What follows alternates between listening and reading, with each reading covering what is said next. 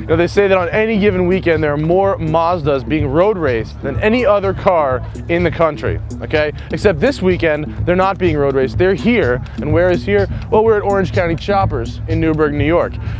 We know Orange County Choppers, they build great bikes, and we've just learned that they're built next to a landfill, which actually makes it smell really, really good here.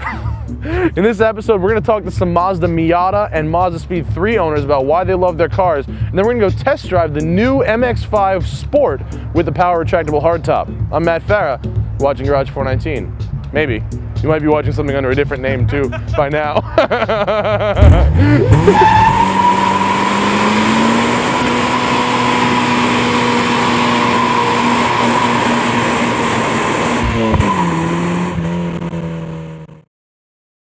We got my new friend Larry Wilbur right here with a very interesting Miata. Can you explain this contraption to me?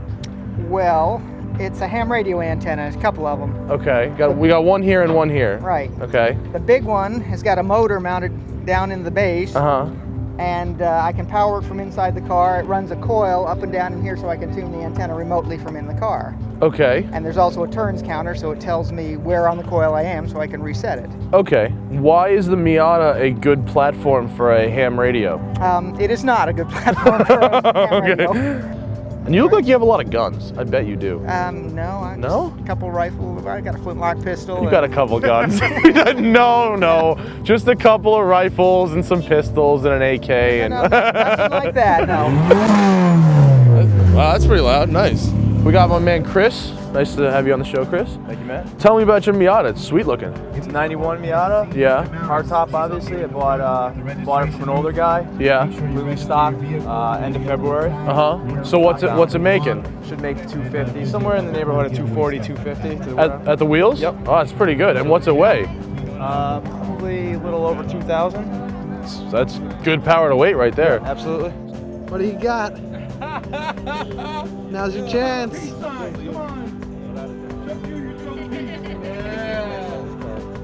We got Kurt with the crazy do-it-yourself rat rod Miata. Yes. I saw your hood scoop from across the lot, and I had to come over and check this thing out. What's the point of that? This actually allows you to run bumper to bumper on a race course without overheating. The air actually comes through underneath the front license plate, which swivels out away at speed. Okay. And the air goes right through the radiator, right out the top. So it's an extractor.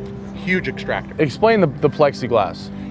It's a windbreak. And then I wanted to hear music, so I went and I cut 6x9 holes in it, and I stuck my speakers in. And the carbon fiber wing that.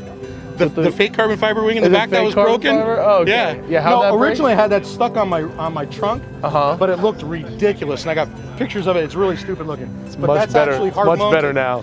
It's hard mounted. What does that mean? Like on the frame? Yeah.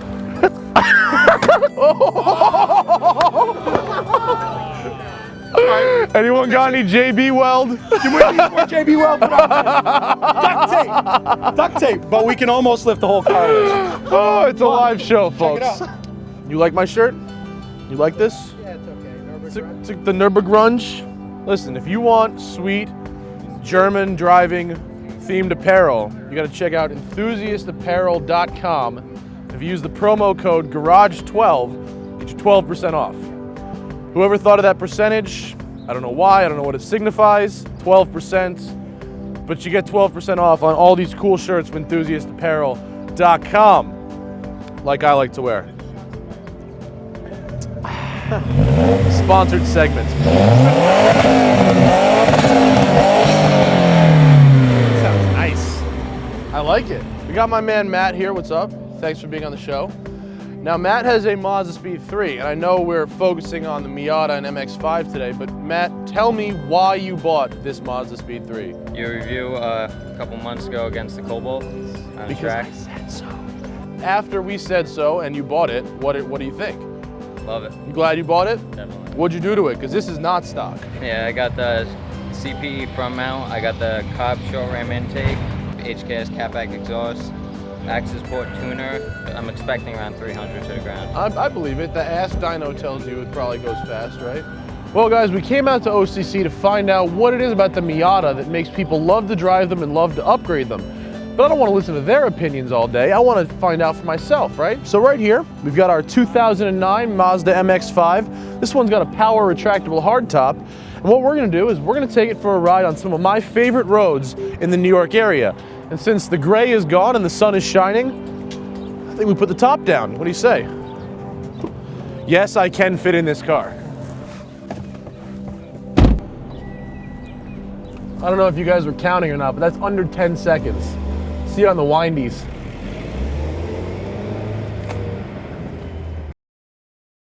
Every week, I get 10 to 20 letters from people, most of whom are between 16 and 18, and they all want to know what to get for a first car. And like clockwork, I always say a Miata. I almost have a pre-written response to it at this point. And they always say, no, a Miata is so gay. I want like a Camaro or a Mustang or, you know, something like that, or a BMW. And I tell them, a Miata is not gay because a Miata will make you a good driver. This car wants to be tossed. It wants to be hammered through a corner. It wants to be right on the edge of traction. And it wants to do everything you tell it to do exactly how you tell it to do it. The steering is perfectly direct, not over power assisted, just goes where you point it. The shifter is short and notchy and always goes right into gear. The pedals are perfectly spaced for heeling and towing.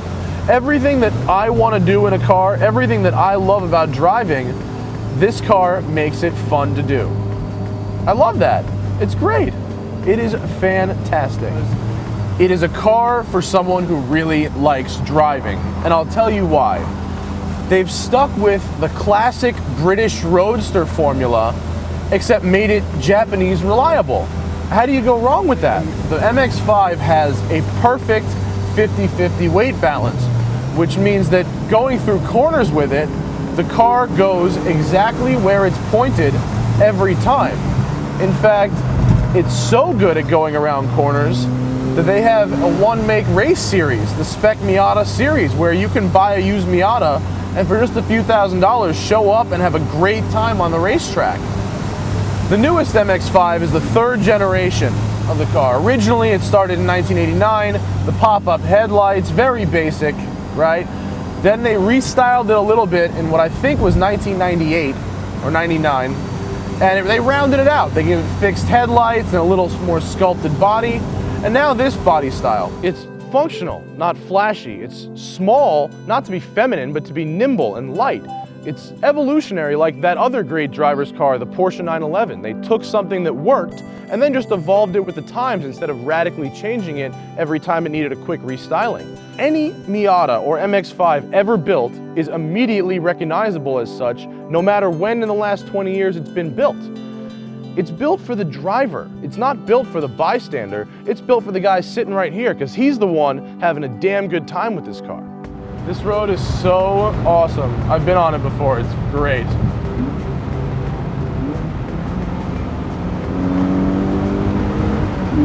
This thing's like driving a race car. It's so cool. It's like quick. Now, I'm 6'3" and I am 240 pounds. And as you can see, I fit in this car great. I've got a perfect amount of leg room. When the hardtop is up, my head touches it just barely, but with the hardtop down, I don't have to duck and I can look straight out the window and be perfectly happy. As I wind my way through Bear Mountain State Park here, I just wanted to answer the question myself. Since I recommend this car to so many people to buy, I know people are gonna ask me this, would I spend my money on it? After driving this car around for a few days, I think that without a doubt, this car is something that not only would I spend my money on, I think someday in the future, I just may spend my money on. It really feels like it's built around the driver, and the more I drive it, the more I love it. So hopefully, when I recommend an MX-5 to all you guys out there, when you ask them what car to buy when you're 16, you'll take my advice and we'll see a lot more of these on the road and at the racetrack too.